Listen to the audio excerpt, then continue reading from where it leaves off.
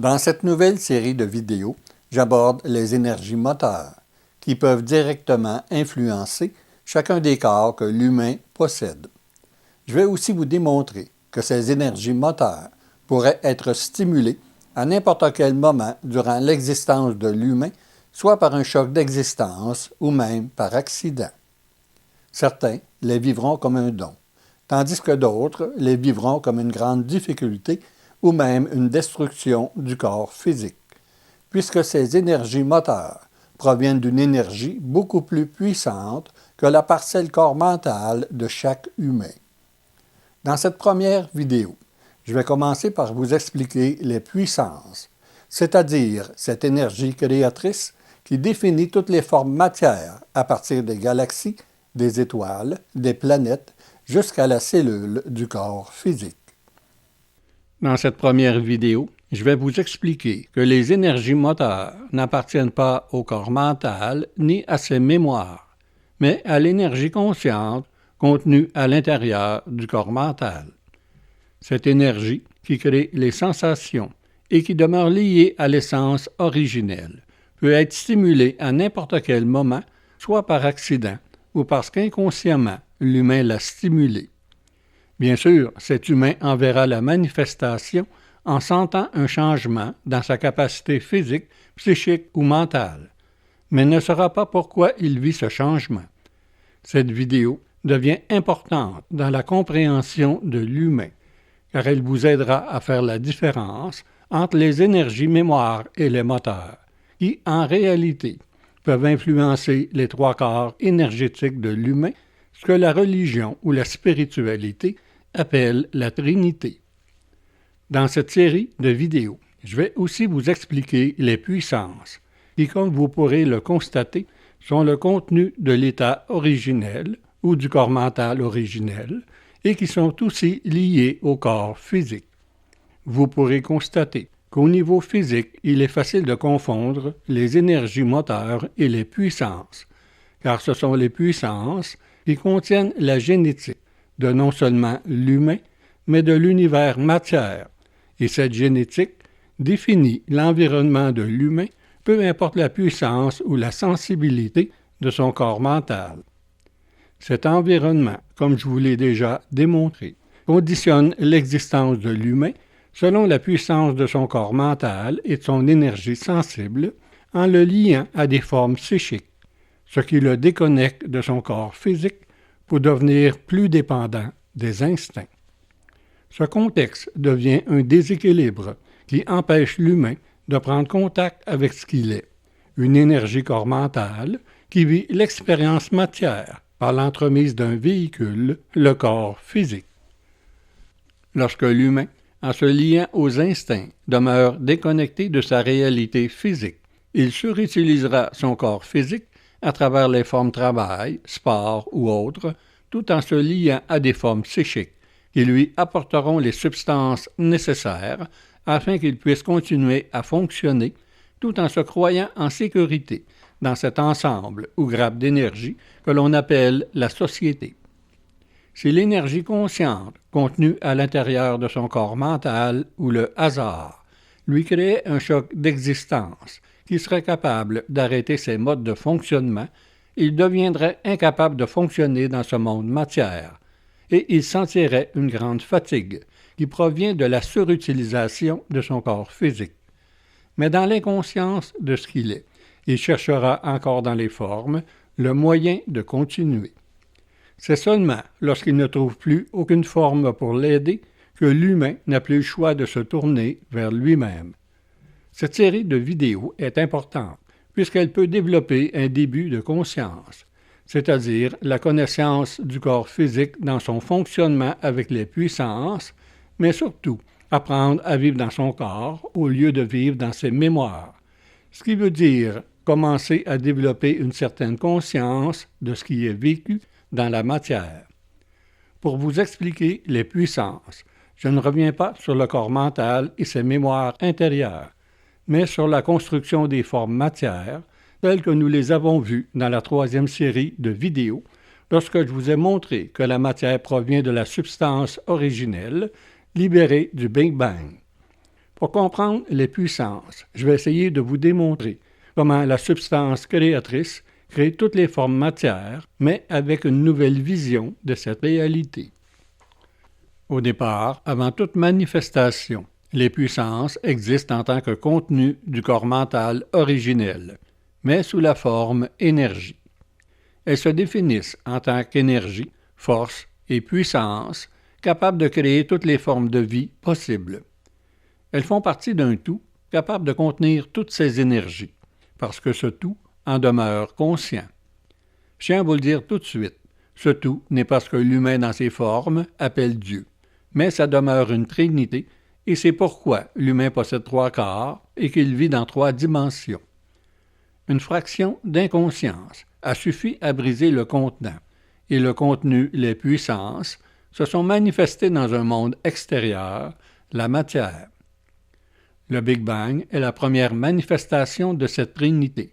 puissance, force, énergie, qui se divisent et se subdivisent toujours comme elles sont, puissance, force, énergie, créant ainsi une multitude de formes matière qui demeurent interreliées, puisqu'elles proviennent et se situent toujours à l'intérieur du contenant originel, même si elles se manifestent dans un monde extérieur.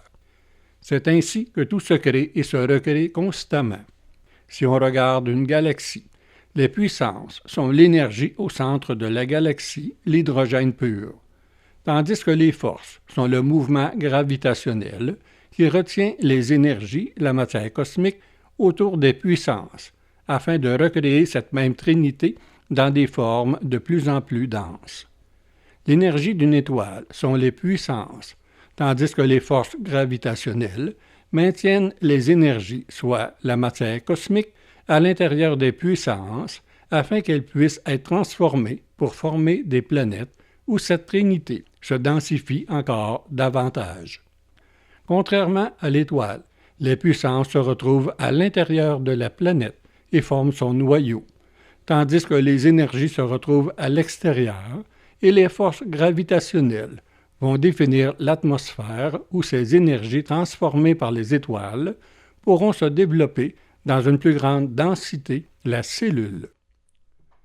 Pour que la cellule puisse évoluer, il faut un ensemble de structures qui se nomme système planétaire et où les puissances, forces et énergies de ce système vont définir la capacité d'une planète à développer ses énergies dans des formes qui, à leur tour, posséderont puissance, force et énergie, mais toujours dans une plus grande densité. Dans notre système planétaire, Mercure est la planète la plus proche de notre étoile, le Soleil, et les puissances y prédominent au détriment des forces et des énergies, ce qui lui confère un noyau plus imposant que celui de la Terre, ainsi qu'une température extérieure, pouvant atteindre jusqu'à 427 degrés centigrades. Sur Vénus, les puissances commencent à diminuer et les forces deviennent plus prédominantes, en créant une atmosphère 92 fois plus dense que sur la Terre, ce qui crée une densité telle que tout ce qui entre dans cette atmosphère s'écrase sur la planète. La troisième planète, la Terre, permet un certain équilibre entre les puissances, les forces et les énergies pour la création d'une atmosphère d'une densité plus équilibrée, composée en grande partie d'oxygène, et une température qui permet la présence d'un élément important pour la formation des cellules, l'eau. Sur la planète Mars, où les puissances et les forces sont beaucoup atténuées, l'atmosphère est très faible et les températures peuvent atteindre moins 133 degrés centigrades. Les autres planètes ont perdu beaucoup au niveau des puissances et des forces, ce qui leur confère une atmosphère gazeuse. Ces planètes, qui font partie d'un même système, demeurent toujours la manifestation des puissances, forces et énergies en interaction avec la troisième planète, qui, elle, possède les conditions nécessaires pour que ces énergies qui se densifient davantage vers le plus petit, la cellule, puissent se développer vers le plus grand, l'humain. Si vous remarquez, cette transformation part de ce qu'il y a de plus grand, la première manifestation qui, en se fracturant, a permis aux puissances, c'est-à-dire énergie, force et puissance, contenues dans cet état originel, de se densifier jusqu'à son état le plus petit, la cellule, qui elle aussi contient puissance, force, énergie, mais dans sa forme la plus dense. Les puissances de cette cellule demeurent reliées aux énergies de la planète d'où elles proviennent et qui définissent sa génétique selon le lien de cette planète avec sa source directe, l'étoile avec laquelle elle est liée. Les forces de cette cellule définissent son lien avec l'environnement de la planète avec laquelle cette cellule pourra et devra s'adapter, tandis que les énergies définiront la forme matière avec laquelle elle pourra survivre dans cet environnement selon son lien avec un corps mental, qui lui demeure en contact avec le contenant originel, comme je vais vous l'expliquer dans cette série de vidéos. Ainsi, ce corps matière se liera avec des énergies corps mentales de plus en plus puissantes afin de pouvoir entreprendre le chemin contraire du plus petit vers le plus grand.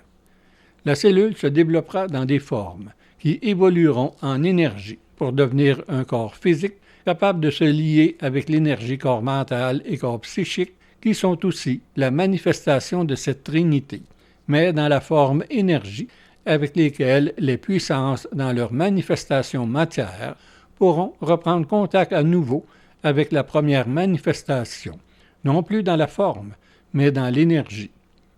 Le corps mental, une parcelle de la substance qui provient de la première manifestation, comme je vous l'ai expliqué dans la 3e série de vidéos, permet à l'humain de prendre contact avec l'énergie consciente de l'humain qui provient de l'état originel, capable de se manifester à travers les énergies moteurs reliées à chacun de ces corps. Je suis rendu très loin dans la manifestation de l'humain dans la matière que la pensée humaine, limitée par des mémoires du corps mental, ne peut comprendre. À ce stade, l'humain ne peut que le vivre, et le psychique de l'accepter, même s'il ne peut comprendre. Et c'est ce genre de cheminement que l'humain pourrait entreprendre sur cette planète. La difficulté, c'est que la manifestation des puissances, dans sa plus grande densité, c'est-à-dire la cellule, devient les instincts afin d'aider le corps matière à survivre et à vivre dans cette densité. De l'autre côté, la parcelle corps mental, qui provient du corps mental originel, capable de contenir les puissances, demeure aussi toujours reliée à ce corps mental originel et en se liant au corps physique. Elle permet à cette énergie corps mental et aux puissances de reprendre contact avec cet état originel, mais dans la densité où les puissances deviennent le contenant et le corps mental le contenu. Voilà pourquoi il demeure difficile à l'humain de devenir conscient de ce qu'il est, puisque le contenant est plus important que le contenu et que ce contenant aide l'humain à survivre et à fonctionner dans la densité, le monde matière. Dans cette série de vidéos, je vais vous démontrer comment les puissances donnent beaucoup d'importance au corps physique, puisqu'il demeure le lien des puissances avec le tout originel, et comment cette énergie du tout originel, même si elle est défragmentée, peut stimuler des énergies moteurs que les puissances pourront absorber comme un lien avec ce tout originel. Dans la prochaine vidéo, je vais vous expliquer l'énergie moteur du corps physique et comment l'humain peut accomplir des exploits physiques lorsque cette énergie est stimulée. Mais je vais aussi vous démontrer le prix à payer lorsque l'humain utilise une énergie aussi puissante. Dans cette nouvelle vidéo, je vais vous montrer comment le lien de la parcelle corps mental avec le corps mental originel peut stimuler l'énergie moteur du corps physique. Vous pourrez aussi constater que la pensée ne peut récupérer cette énergie trop puissante, mais que les puissances le peuvent, et qu'en se liant au psychique, elle amène l'humain à surutiliser son corps physique afin que les puissances puissent sentir ce contact avec le tout originel. Je vous donne rendez-vous la semaine prochaine pour la suite de cette série de vidéos sur les énergies moteurs.